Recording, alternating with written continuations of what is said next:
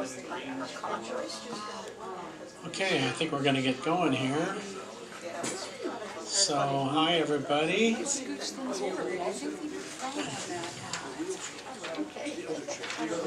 My name is C. Stephen Blue, and first of all, I want to say thank you all for coming out today.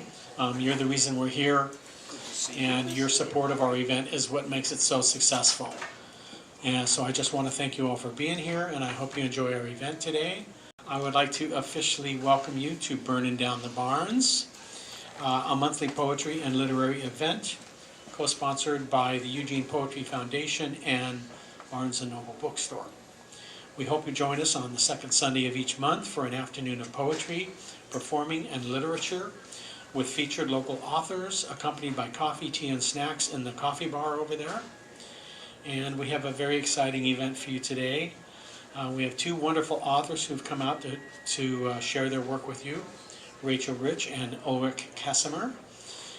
Their readings will be followed by a 1-hour open mic. So with no further announcements, I would like to introduce our first featured reader for today. Please welcome Ulrick Casimir.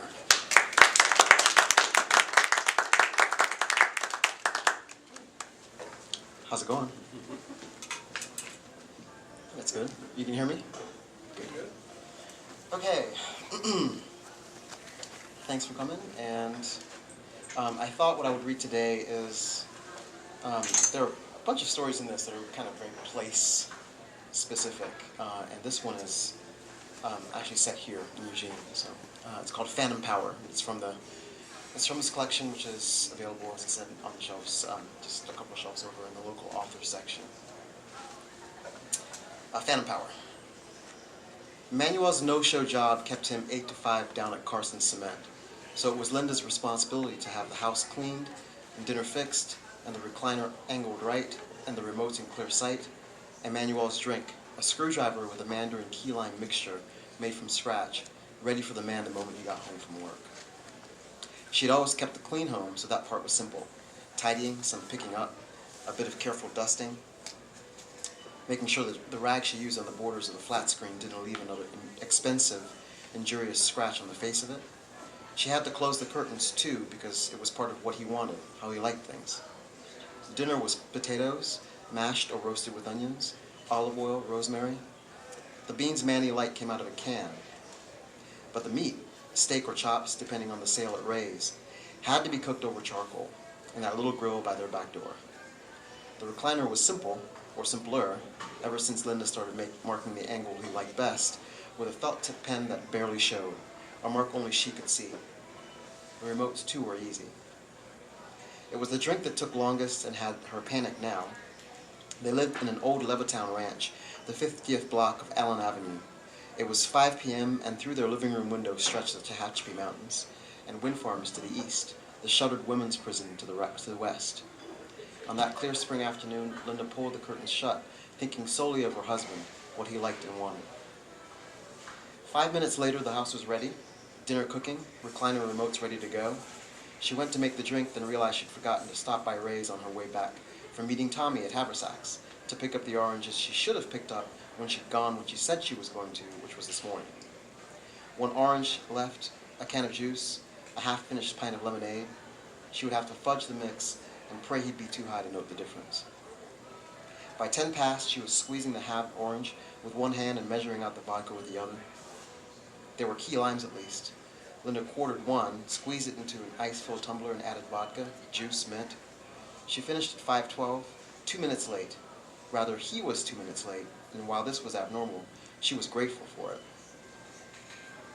Linda could feel the pork sizzling out back. She could smell the potatoes steaming, drying out in the oven. The house was empty and quiet and dark, and although she could not explain the sensation, she felt the danger threaded through this place, like the movement one feels in a bound-up spring. She checked the oven thrice, turned it down, reset the timer. She went out back to flip the chops and stoke the briquettes. She went back inside and straightened cushions, then drew drapes until they covered the windows perfectly, until the light outside pushed at them like air at the skin of a balloon. 20 past came and went, and her husband was now later than he'd ever been, or she'd ever known him to be. And the more time passed, the less relieved she felt, the heavier with dread the air in the house became. At 23 after, she could stand it no longer. Linda went to check the mail. Bills. An Easter card for Manuel's mother. Credit offers, which Manuel always forbade her to open, which he'd instructed her to immediately toss into the grill. She took the junk mail out back, burned it, and suddenly there it was again, that feeling again. Grief, worry, or relief? Maybe she thought he'd had an accident. Maybe his motorcycle had been sideswiped, and the man was face down in the culvert by Highway 58. Maybe, just maybe, he'd still be there tonight, late tonight, crying out for help, mewling like a little baby girl, making nothing but tiny, soundless bubbles in the mud, until she remembered that her cell was on vibrate and in her purse. One call and a voicemail, both from Allie, Manuel's fat sister, a former prostitute who lived with her kids outside of Reno. They'd never met, but Linda had seen Manuel's pictures of her, and she'd spoken with Allie by phone on the holidays. She knew Allie mostly through Manuel's complaints about her, those stories from when his sister had been addicted to everything. It had always bothered Linda that Allie didn't even bother driving down from Reno to the courthouse for the wedding. She'd always thought Allie hated her, so this phone call was a surprise. Linda poked at the screen of her phone and immediately heard a voice that reminded her of Manuel at his angriest, except this voice was higher pitched, and it sounded as if Allie had run upstairs to make the call. Linda, she said, kids screaming in the background. Allie here, Manny's sister. He called today. Pissed drunker than I ever heard him before. I shouldn't be telling you this, but I guess I'm calling because something is up with him, and maybe you too. Or maybe the both of you. He's my brother. I can smell it. And that was it. The phone had buzzed twice in Linda's hand as she listened to the voicemail. A couple swipes and she saw the reason for it. 2 texts from Tommy. He knows, read one. Run, screamed the other. And Linda's vision instantly blue. She reached behind her for the wall there, felt it. Her sight began to clear. Her heart began to slow. She put the phone in her pocket and began to run. She grabbed her wallet and keys from a corduroy jacket from the living room closet, Pall Malls and a pack of matches, shimmied into Manuel's Chico State hoodie, his favorite, then bolted out front without shutting off the grill of the oven. 5 minutes later, she covered 2 miles to Haversacks, the bar off Highway 58 where Tommy Schliemann tended Tuesday through Saturday, noon to close. The place was a glorified double-wide on a makeshift foundation, converted over the years into something just solid enough to pass muster with the city. Linda parked her dart down the street, around the corner from the bar's gravel lot. She grabbed her things from the passenger seat, dropped her cell into the console, and left the car running. She walked around to the rear of the bar where Tommy parked. His was a Monte Carlo from the early 1970s, gray with a half-rotted cloth top and a busted lock on the passenger side. Linda slid into it and felt at the bottom of the dash for the ledge where Tommy stashed his spare. The bar's jukebox was going. Miranda Lambert's kerosene cranked up nice and hot. She could be crashing around in a Sherman tank out here, and no one inside would know it. She started Tommy's car, saw the gas gauge at half, which he told her more than once meant there was actually just a quarter tank left. But that was enough to get her to Bakersfield. She pulled the shifter down, nudged the vehicle to the road, eased onto her side of the highway, then punched the accelerator hard as she reached for her purse and counted the money it contained. In Bakersfield, Linda slowed down, cut across Dement Avenue to the Chase branch there, left Tommy's ride running as she cinched her hood tight and went to the ATM. He'd always kept a firm eye on the cash, Manny did, and he wouldn't let her work. So for years, Linda had tried to be frugal with whatever funds he saw fit to dole out weekly for groceries and such. She would spend as little as possible, then put the rest in an account, one she'd started the day after the wedding, her own little secret. But 3 years of this had netted only $200.75. She had a debit card, but she also knew enough not to use it. He'd gone to school with half the tellers here. He would find her in a minute if she used it. So it was the ATM, even though that meant leaving those precious hard-earned quarters behind. She added the $200 to the $31.55 already in her purse and drove down to fill up at the Stop and Sip outside of town. Manny had never been north of San Francisco in his life. At the junction for Interstate 5, with $179 and a little else in her purse, Linda made her first deliberate decision since Allie's voicemail and went north. Didn't stop until she hit Sacramento and had to for gas in the toilet. Filling up at the Valero there was another $55, leaving her $124 in cash. Tommy kept a half-full bottle of desoxin in his stash. They were there, he told her one night, when Manny was off in L.A. working his real job, so whenever Tommy took a smoke break during a double, he could pop some to smooth out those 14-hour shifts. Inside the Valero, Linda spent another $4, this time on snacks and pop. She swallowed 3 desoxin in a single gulp, then hit the highway again, due north, leaving Sacramento behind with no real idea how far those pills or her cash would take her. Around 2 a.m., she reached Wairika.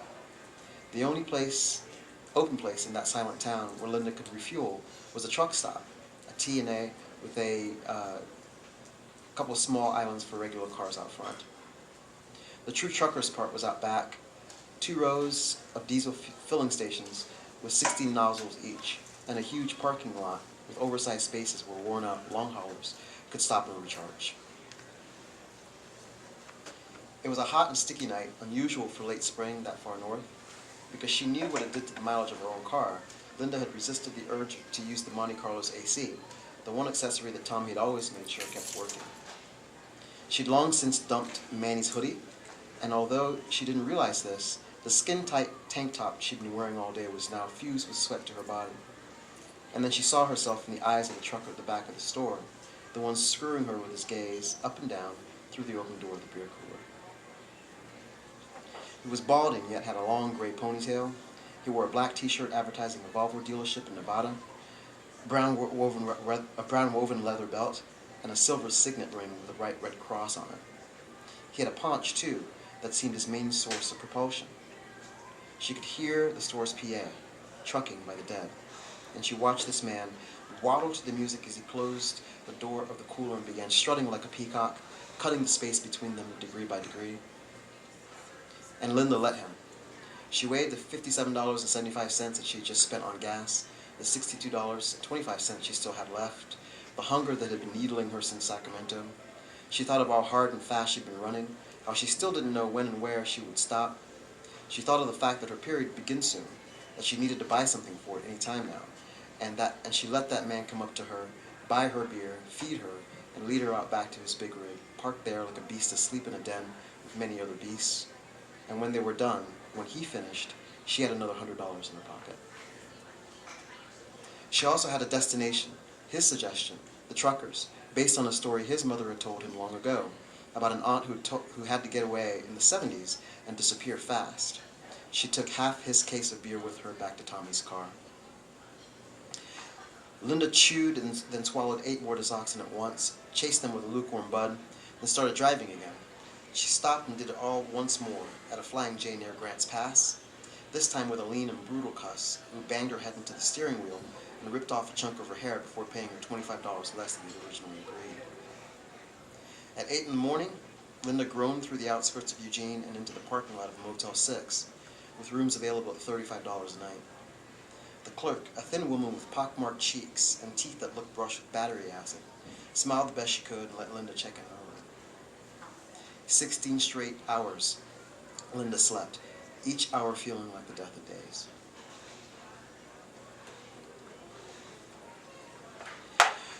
A recovering meth addict who had been given enough second chances to feel that she ought to pay it forward, the clerk, Sadie, held off the maids and let the sorriest, most desperate-looking guest she'd ever seen sleep 3 hours past checkout.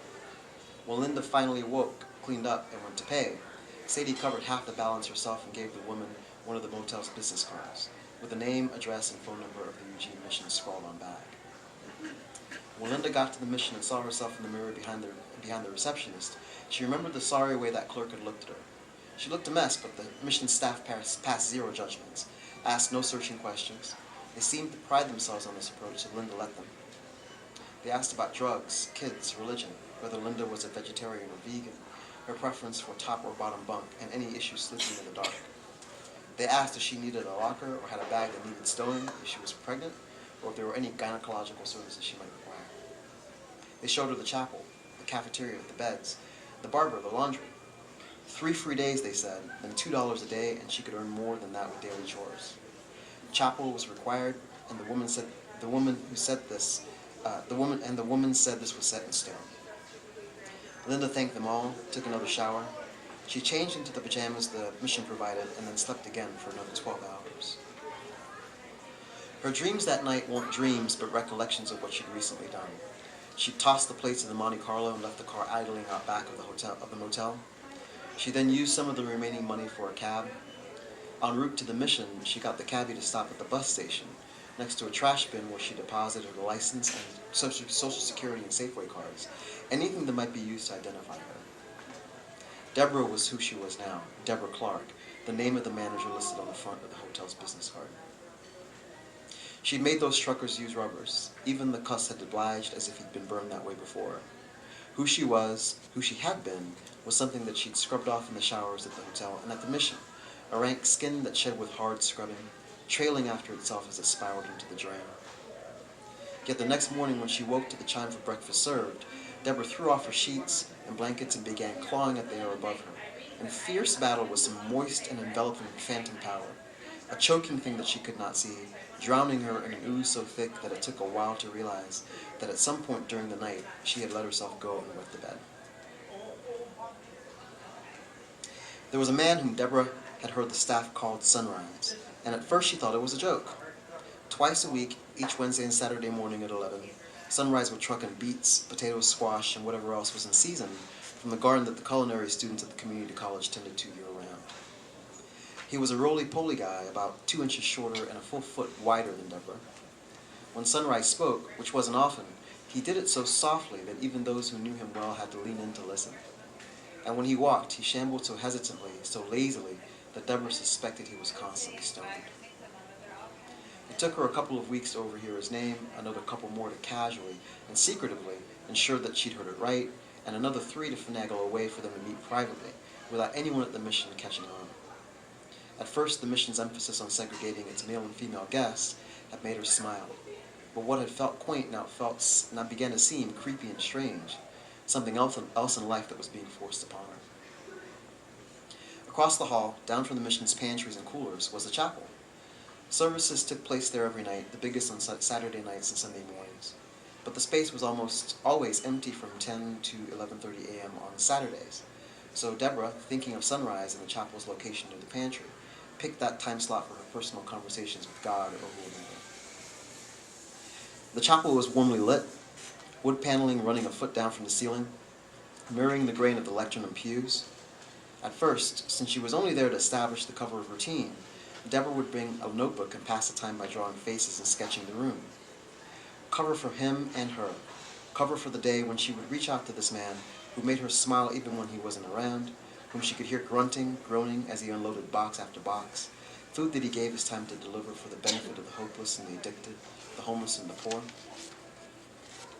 4 Saturdays in, something changed. Deborah changed, or began to change. She started leaving the notebook in her locker, sitting in the pews, thinking about life, her life, the one she left behind. She thought of Manuel, how things had begun with him, what they turned into, how they'd ended. She thought of God, too, and fate and will and circumstance, and poor Tommy Schliemann, who used to take her up to the wind farms to watch the stars late at night when Manuel was off in L.A., working, doing to other people what she was pretty sure he'd already done to Tommy. Tommy, who loved that stupid Monte Carlo more than anything, who'd never put his hands on a woman in a hurtful way in his life. And then she began to wonder at Sunrise. She imagined his life, what he must be like outside the mission, away from his job. This kind man who looked like the sort of hippie who would keep a garden just to watch butterflies flit and flowers grow. They could keep a garden, Deborah thought. They could find an apartment together, maybe lease a plot on the edge of town, spending next year's growing season scratching in the dirt, digging through the grime that coated them, and springing into one another's arms. By her 7th Saturday morning in the chapel, Deborah realized she'd started kneeling, and she could not recall when this whole kneeling thing had begun. 8 Saturdays in, she was there on her knees, eyes shut, hands stitched together in prayer, when she heard the sound of a body rising from a pew. She opened her eyes, turned to the right, but the large circular figure with a backside like melted marshmallows was already headed back down the hall. On the cushion next to Deborah was a small honeysuckle-scented slip the size of a name tag on which he'd written his name and number. And at the bottom was a single word, Namaste, in cursive, festooned with daisies, lilies, fractals, sketched and painted in inks, oils, watercolor. He said, "I've been thinking about this all day, meeting you, talking to you, conversing with you. And though he delivered this in a whisper, the shape of the chapel sent his plosives and sibilants twisting through space, echoing in the room's many corners and recesses. And she said, "Oh," blushed, looked him in the eye for a moment, and then looked down again, this time at the gap between them, which, since neither had moved, seemed to be shrinking on its own. Ah, she thought, magnetism. "Quiet," Deborah whispered. "Aren't you afraid?" Earlier that morning, while cleaning the women's bathroom, Deborah had, for the first time in a week, caught a glimpse of herself in a mirror. She remembered how she used to look before Manuel. She remembered the state she was in the day she got to the mission. At her wedding, she was 5'5" and a curvy 135 pounds. Her auburn hair was long back then, back down to the small of her back, with curls that flowed into one another like waves of light or communication. She had bright blue eyes and fair skin and freckles that migrated with each change in the angle of the sun. Tony, her bestie in Tehachapi, had wanted to conceal them the day of the wedding, but Linda had said no. Everyone who saw the picture said those freckles added depth to who she was. By the time she got to the mission, Linda had dropped 15 pounds in 2 days. The skin on her face was loose, and there were bruises on her neck and on her arms, some so deep that they seemed implanted far beneath the surface of her skin. Her nails broken, her lips cracked and dry. She'd left a patch of that long auburn hair on the passenger side of a Continental long hauler in Grants Pass. But in the months since, Deborah had gained all the weight back and then some. The extra pounds, a happy fat evenly dividing itself between her working bits. She looked curvy again, and though she tried to cover it up, she got the occasional disapproving look from the female staffers. She'd always been proud of her shape. She could try to hide that from men, but never from women. When the bruises faded, Deborah went to the barber at the mission, a Mexican named Paolo, who was training to be a stylist at the cosmetology school 3 blocks away.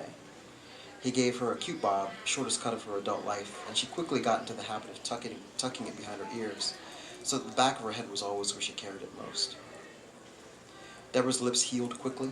About a month into her stay, Sherry, one of the mission's youngest staffers, a college student who'd gotten a DUI and started working there as community service, gave Deborah a brand new tube in a shade of pink that said the young girl had a good eye, and Deborah, in turn, treasured the lipstick and used it sparingly. Since receiving his note, each Saturday morning before chapel, she'd pull out the lipstick and apply a bit of it at a time, daubing her lips with tissue until her lips alone seemed responsible for her renewed and resonant glow. She'd arch her back then, push out her breasts and backside then, deciding once again that she was starting to like what she saw. So when she asked the man if he was afraid, and he moved even closer, close enough that she could feel his breathing, the warmth of his body radiating in tangible waves, when he put his hand on hers and she snapped her head toward him and looked at his face, she knew. Even before he replied to her question, she knew. "No way," he answered. "I'm not afraid, not even the tiniest little bit. Are you?" That winter was colder, grayer, wetter than ever, and Deborah, who'd never before spent a winter in the Pacific Northwest, did all she could to make it through. She read as many books as she could afford to buy from the dollar bin at the downtown Smith family. She snagged a beat-up acoustic in the Lost and Found at the mission, then sat about humming and strumming, picking up whatever she could from any of the few dozen of the mission's guests who played guitar, and string by string, chord by chord, Deborah began to learn how to play. When she and Sunrise got together, they went for walks in the rain, or picnicked in waterlogged forest, or sat for hours chatting in sodden parks in the fields near the buttes. He had an umbrella so large it shielded them together from the drops of rain that often fell but sometimes swelled up from the wintry clouds that shielded the entire western part of the state, from the rays of the moon, the stars, even, eventually, the sun. They were dating. She developed a new gait, as if something dense had shifted from her shoulders, or simply fallen on its own and shattered in a million pieces on the mission floor. No one but the two involved knew the reason for it, but everyone noticed a change. Each Saturday, after they first spoke, he would drop off another ornate note and disappear before anyone could see, and each Saturday evening they would meet a few blocks away near the downtown library and do whatever it was he'd promised earlier on his note. His given name was indeed Sunrise Zimmerman, and he'd lived in Eugene all his life. His parents, both dead, two hippies who'd met at Haight-Ashbury in the 1960s and stayed through its wild decline, had moved to Eugene in the early 1980s, shortly before his birth. He was shy, introspective, but spoke louder and more freely with her than she'd ever seen him do with anyone else. And she, in turn, expressed herself with him like she hadn't with anyone in years, not Tony, not Tommy, and definitely not Manuel. She told him her real name was Lucinda Bunting, that she'd left her hometown of Wairika with nothing, running from an ex who'd liked to rip out her hair and bang her head into the steering wheel.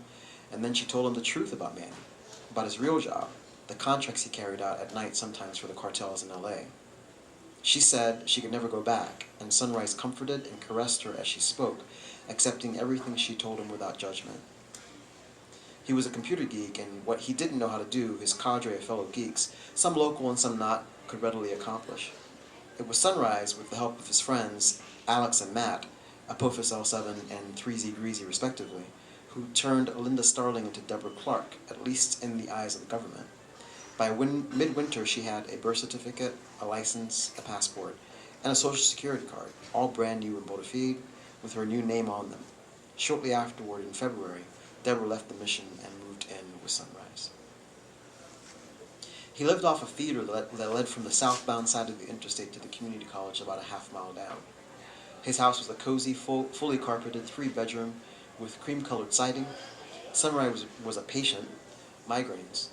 One of the bedrooms had fluorescent lights everywhere and functioned as a nursery, while the finished attic was bisected by black plastic sheeting, with lights and buckets of water and nutrients for growing indoors during the winter.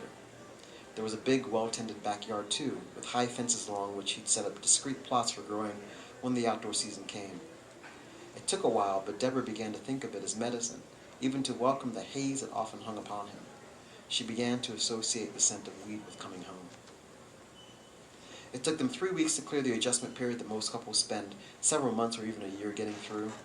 She learned that he liked to dust and vacuum, that he enjoyed doing his own laundry and folding his own clothes, that he liked making breakfast but enjoyed it when she made lunch, and he preferred beer, not cocktails. She taught him much about herself, too, how it was a bad idea to let her start complaining, since sometimes she didn't know when or how to stop, the degree to which she hated cleaning the bathroom, especially the tub and the toilet after a man, the way she liked being woken up for sex in the middle of the night, and how little she enjoyed being frisky first thing in the morning.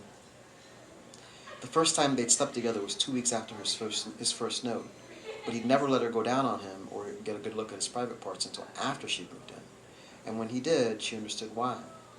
He had a partial orchiectomy in his teens after being diagnosed with testicular cancer, and while he explained this meant he couldn't have kids, he'd been lucky enough to be spared some of the other effects. He told her this, and she looked at the scar, touched him there, wondered silently how much lower his testosterone must be because of it. Then she grabbed his head and kissed him and said that she loved him, all of him, every present and missing part. Promised him she'd do so forever. They married that summer, mid-August, at the Eugene Rose Garden, a smaller ceremony, peopled with mission staffers and current and former residents, ministered by Trillium Starchild, a long-time friend of Sunrise's, who'd become a minister online for the occasion. Wearing a druid robe and silver rings on each finger, Trillium Starchild did an excellent job with a ceremony that both bride and groom knew was illegal. She gave them everything they asked for. ID in the form of a driver's license, symptoms, history, all forms filled out in block letters to the best of her knowledge and ability. She had no job but Sunrise did, so she was covered insurance-wise. She did what they said, went to the desk when called, waited as long as they deemed necessary. When the women up front finally beckoned and the one in charge walked her back, Linda smiled as if the elegantly coiffed physician's assistant next to her, the one getting paid and not doing the paying, who was doing the whole world, especially Linda, the biggest of favors. They took vitals. They measured her up and down and side to side, asked question after humiliating question, and she calmly and repeatedly relayed the difficult and graphic answers. No to the discharge, yes to the burning and tingling, a small spot like a welt from a tiny whip on the bottom left flap of her labia. And yes, she answered, yes, it was painful. He was a balding man whose patience and directness spoke to years of experience and level-headed practice. He removed her skirt and underwear. He took a brief look and told her what he thought it looked like, what she thought it was in the first place. The doctor then explained what would happen next. The blood test, and if it came back with the results they suspected, a phone call from the Oregon Department of Human Services, who would register her as a carrier and request phone numbers of all recent partners. The doctor, as he recited this, was inhumanly calm, and Linda's eyes drifted up to his pate, where she'd imagined the deep gray luminescence of a rainy winter's day, and not the fluorescence hovering above them in this windowless room, as responsible for the gleam she saw there. Eyes shut, she imagined the rain drizzling on the street outside, spiking the surface of the mill race like grains of sand sprinkled from the heavens. She convinced herself that those weren't raindrops from tears, ones she'd supplied, that there were actual tears falling from her eyes, streaming down her face and falling into the mill race, though she'd never known a time in her adult life when she'd ever been able to cry. She'd actually begun pushing at her tear ducts, heaving herself at whatever it was that was blocking them, wondering whether it was the smell of the office, the strawberry scent of disinfectant, that was responsible for her current inability to weep, for this delay in desired and richly deserved weeping, when she felt the warmth of the doctor's hand upon her own. "Wait here," he said. "The nurse will return in a moment and draw your blood. We'll call you in 3 days with the lab results." "Deborah," he said, looking at her ring, "you said you're married?" "Yes, recently." "Yes, and you don't think you got this from him?" "No," she said, thinking of Sunrise, his limited sexual history. "Probably not," she said slowly, as if listening to herself say it. The doctor squeezed her hand. "Any reason for us to worry after your safety? Because he has to be informed, but there are many, many different ways." "No, my husband would never touch me, nothing like that. Please," she said, jerking her hand out from under his. He grew tall and rigid, brushing at the pressed thighs of his trousers. He spun on his heels to the door, repeating that the nurse would be in shortly as he walked out. Linda left the clinic before anyone had the chance to draw her blood. She then took a bus downtown, where Sunrise was finalizing an afternoon delivery to a university co-op. That night, she made his favorite meal: planked grilled salmon with a wasabi soy sauce, ginger sugar marinade, risotto with portobello mushrooms, greens with sliced strawberries, grape tomatoes drizzled with sweet balsamic vinaigrette. The risotto she'd made in 2 batches, one with regular butter and one with enough of his medicated olive oil to make the dish potent without noticeably altering the taste. For the 45 minutes it took to cook the salmon, Linda stood under an umbrella in the rain, manipulating the temperature and ports of the grill while Sunrise worked upstairs on his most recent crop. 8 plants were flowering on the far side of the sheeting. She could smell them from where she stood out back, a good 10 yards from the house. A deep and verdant scent. It surprised her to realize how much she would miss it. They had a bottle of wine with dinner, a bright Chardonnay from a vintner Sunrise went to high school with, whose winery was somewhere out in Veneta. She would miss this too, the gently bragging, name-dropping part of him. They ate, they drank, they were happy together, they made love twice, no protection. The wine and sex together amplified his risotto. By 8:30 that evening, Sunrise was out cold, with one fat white leg sticking out from under the covers. When he started snoring, Linda rose, got dressed, grabbed some essentials from the dresser and closet and bathroom, threw them all into a duffel bag, and left the bedroom without once looking back at him. She took his keys and his wallet, threw her stuff in the passenger side of the van, then went back into the house to the cabinet under the sink in the laundry room. She took out the jumbo-sized bottle of bleach there and poured a cup into the soil of each and every plant in the house. The ones that were flowering, the ones in the vegetative state, even the clones isolated downstairs in the extra room. When she finished that, Linda drove to the bank and withdrew $400 from his checking account. She then returned to the house, dropped his wallet into the mail slot, hit I-5 south, and flicked on cruise control. She took her time this go-around, it didn't dawdle. What had taken her 13 hours nearly 2 years ago now took her 24. At 10 that night came a banging on his front door.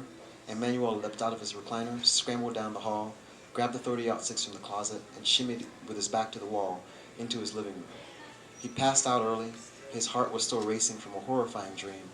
Something, some invisible power, chasing him through a shopping mall, and whatever it was, it just cornered him in the women's bathroom at Macy's. Manny shouldered the door open, thinking only of his dream, the stupid mistake he'd made in it, and how he wouldn't be making it now. He almost shot the woman in the face when he realized who it was. Linda walked into his house like she owned it, but it was Deborah who waved Manny's gun aside, shutting the door quickly behind her. Thank you.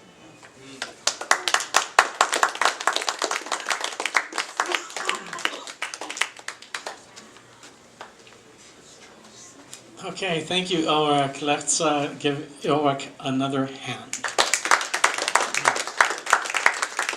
Interesting reading and interesting story. I think I want to read that book.